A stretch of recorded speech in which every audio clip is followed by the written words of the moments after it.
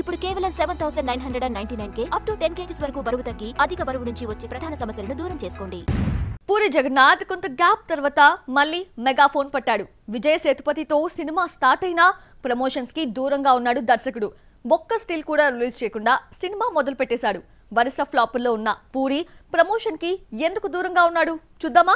లైగర్, double smart వంటి 2 ఫ్లాప్ల తర్వాత పూరి స్క్రిప్ట్ తో రెడీగా ఉన్న నటించడానికి ఆ మధ్య హీరో దొరకలేదు. స్టార్ హీరోస్ పూరిని నమ్మడం మానేసి చాలా కాలమైంది. క్రేజీ యంగ్ హీరోస్ అందరూ బిజీనే. పూరి హీరోగా సిద్ధు జొన్నలగడ్డ పేరు వినిపించినా సెట్ కాలేదు. చివరికి తెలుగు హీరోలను కాదని తమిళ హీరో విజయ్ సేతుపతితో సినిమా కమిట్ అయ్యాడు. తెలుగు హీరో డేట్స్ ఇవ్వకపోవటం పూరికి మంచి జరిగిందా అనిపిస్తోంది. యూటర్న్ తీసుకుని విజయ్ సేతుపతికి కథ వినిపించడంతో ఇదేదో బాగుందే అని పూరి ఫ్యాన్స్ ఫీల్ అవుతున్నారు. సింగిల్ సిట్టింగ్ లో కథ ఓకే చేయించారని టాక్.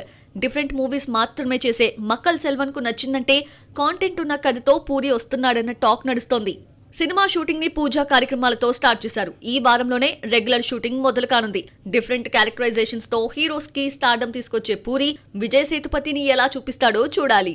సైరా సినిమాతో తెలుగులోకి ఎంట్రీ ఇచ్చిన విజయ్ సేతుపతి ఉప్పెనతో తెలుగు వారికి దగ్గరయ్యాడు. మహారాజాతో తెలుగులో సోలో హిట్ కొట్టిన విజయ్ జవాన్ తో హిందీ ఆడియన్స్ కి దగ్గరయ్యాడు. మక్కల్ సెల్వన్ కున్న క్రేజ్ ని పూరి తనదైన స్టైల్లో ఎలా యూజ్ చేసుకుని హిట్ కొడతాడో చూడాలి. సినిమాలో ఒకప్పటి star heroine Tabu key role పోషిస్తోంది. పెర్ఫార్మెన్స్ కి స్కోప్ ఉన్న రోల్ కోసం బాలీవుడ్ టాప్ క్యారెక్టర్ ఆర్టిస్ట్ టబుని తీసుకొచ్చాడు. టబు హిందీలో వరుస హిట్స్ తో ఫామ్ లో ఉంది. టాప్ క్యారెక్టర్ ఆర్టిస్ట్ గా భారీ రెమ్యునరేషన్ డిమాండ్ చేస్తోంది. కథ, క్యారెక్టర్ నచ్చితే గానీ ఓకే చేయని టబు 2 ఏళ్లుగా 2 సినిమాలు చేసింది. పూరి చెప్పిన కథ నచ్చడంతో అలా వైకుంఠపురంలో తర్వాత 5 ఏళ్లు గ్యాప్ తీసుకుని తెలుగు మూవీకి గ్రీన్ సిగ్నల్ ఇచ్చింది. సంయుక్త మీనన్ హీరోయిన్ గా ఎంపికైంది. సినిమాకు బెగ్గర్, భిక్షాందేహి టైటిల్స్ ని పరిశీలిస్తున్నారు.